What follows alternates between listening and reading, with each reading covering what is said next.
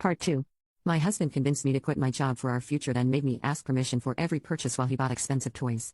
I found financial abuse guidebooks in his office, and my filmmaker friend caught it all on camera for divorce court. As she described the patterns she was documenting, financial control, isolation, gradual erosion of independence, something clicked in my mind. She wasn't describing random couples. She was describing my life.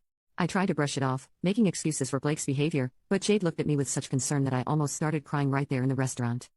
She didn't push, but she planted a seed.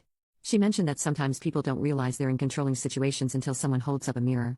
She offered to let me participate in her documentary if I ever wanted to share my story. I laughed it off, but her words stayed with me. A few weeks later, I was looking for a book in Blake's home office.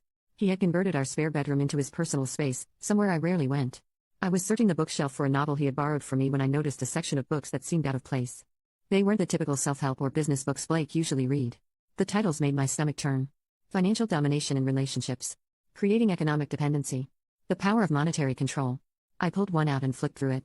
Nearly every other page was highlighted and annotated in Blake's handwriting. One highlighted section read, "The key to maintaining control is making your partner believe the restrictions are for their own benefit. Frame financial dependency as partnership and future planning." Another note in the margin said, "Implemented successfully, 3 months after wedding." I felt sick. There were at least 8 books like this, each one teaching techniques for financial abuse disguised as relationship advice. Some passages were particularly disturbing. Isolate them from independent income sources gradually to avoid suspicion. Make them justify small purchases to condition them into seeking your approval for everything. Blake had notes tracking his progress. Phase 1 complete, she quit her job. Phase 2 in progress, redirecting her freelance income. Phase 3 goal, complete financial dependency within 2 years. This wasn't love. This wasn't partnership. This was a calculated plan to control me. I took photos of every page, every note, every highlighted section. My hands were shaking so badly I had to steady my phone against the bookshelf. One book had an entire chapter on how to make your partner doubt their own judgment about money. Blake had written in the margins, "Works perfectly. She apologizes now before even asking." Another section discussed the importance of public displays of generosity to maintain the illusion of being a good partner while privately maintaining total control. The most disturbing book was titled The Economics of Emotional Manipulation. It had detailed charts showing how to gradually reduce a partner's financial autonomy over time.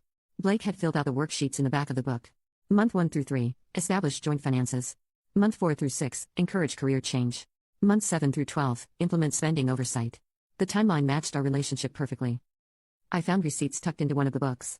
Expensive restaurant dinners, designer clothes, electronics, all purchased within the past 6 months while he was telling me we couldn't afford basic things I needed. He'd been living a completely different financial reality than the one he presented to me. The house savings he kept showing me on those charts was fiction. He was spending money freely on himself while training me to feel guilty about buying groceries. I carefully put everything back exactly as I found it, my mind racing with what to do next. I spent the rest of that day in a daze, replaying every